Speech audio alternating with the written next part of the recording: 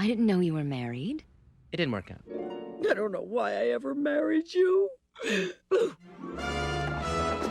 Good day and good night. Welcome back to the High and Low Retrospective, the place where we rewind the reels and rewatch the shows that dared to be smarter than the room they were in. Today we're talking about a sitcom that didn't fail because it was bad. It failed because it was too sharp, too self-aware, too early. This one's about The Critic, the animated series that skewered Hollywood, offended network executives, and quietly became one of the most influential cult shows of the 1990s. Saturday morning, wake up to Fox Kids. We've got the best tunes, you'll be so glad that you did. By 1994, animated television was in the middle of an identity crisis. On one side, you had family-friendly animation, safe, colorful, merchandisable, and on the other end, a cultural disruptor that had cracked open the door for adult animation, The Simpsons.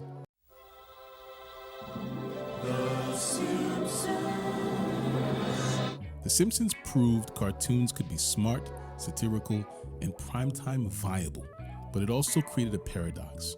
Networks wanted another Simpsons without understanding why it worked in the first place. Into that gap walked The Critic. Not a family sitcom, not a workplace comedy, but a show about media criticism itself, aimed directly at Hollywood, celebrity culture, and the emptiness behind prestige entertainment. It was a cartoon about taste, and that made it dangerous.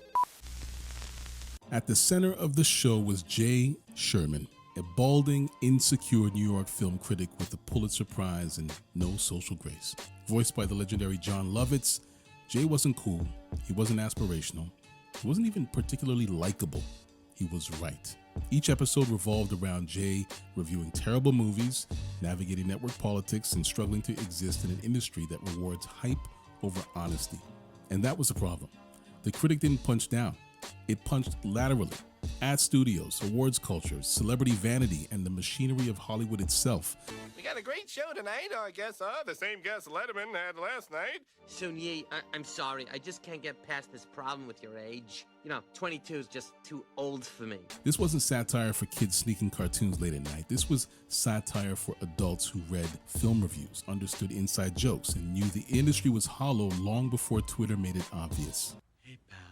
For $10, I'll let you watch me stand over a steam vent.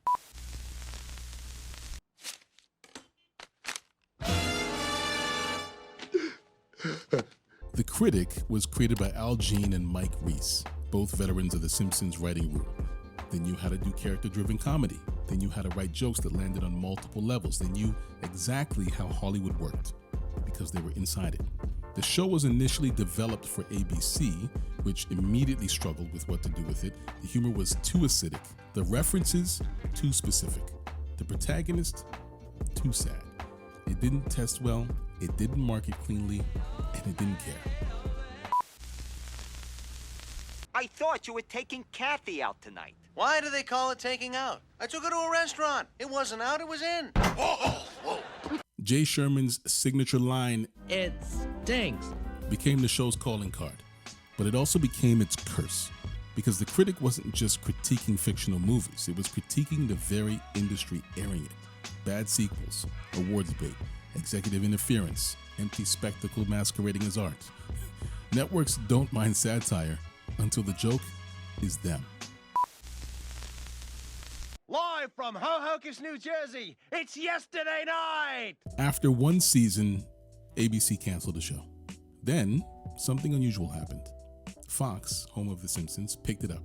Why? Because Matt Groening personally intervened, believing the show deserved another chance.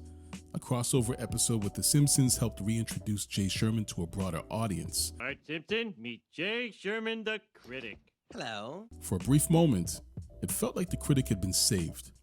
But the move exposed a deeper issue. Fox wanted sharper jokes, broader appeal, less sadness, more noise. What made The Critic special, its melancholy, its intelligence, its disdain for mass taste, was exactly what made it hard to sustain. Conan O'Brien!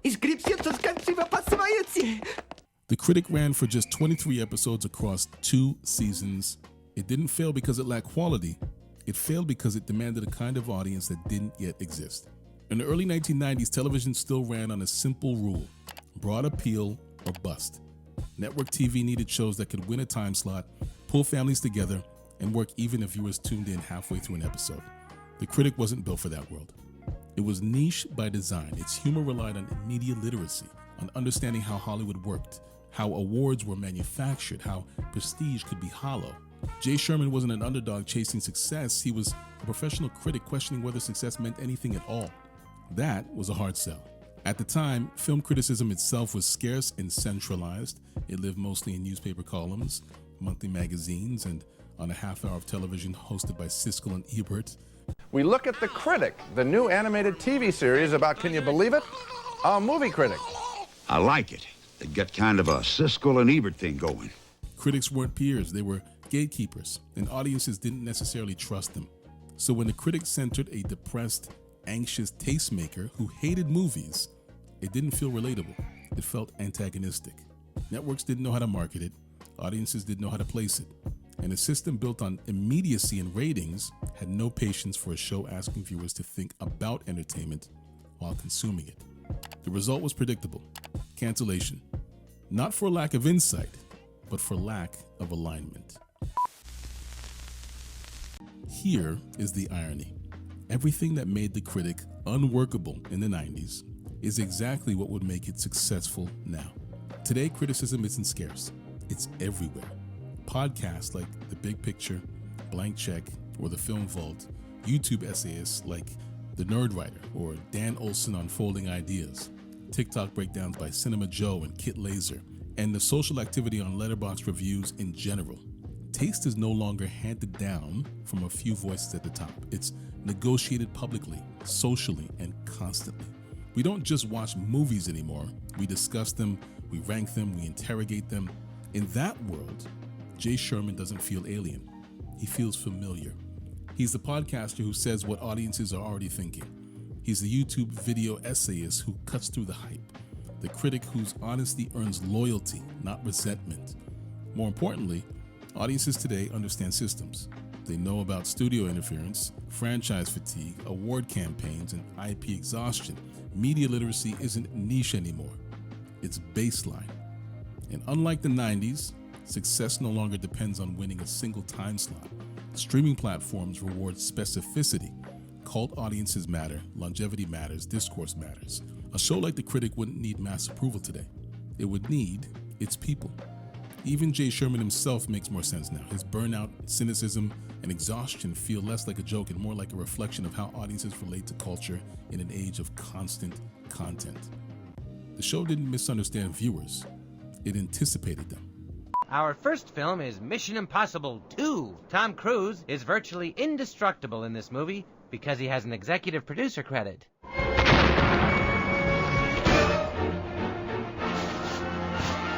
In 2000, The Critic briefly returned, not to television, but to the internet, with a set of short webisodes. Long before YouTube, before podcasts, before online criticism became a cultural engine, the show had already abandoned broadcast entirely.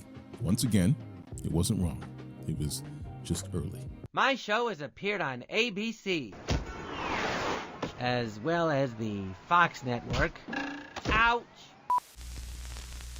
So, that's the High and Low Retrospective on The Critic, a show that understood Hollywood before Hollywood was ready to admit it, a cartoon that created intelligence as a feature, not a risk, a reminder that some art doesn't fail.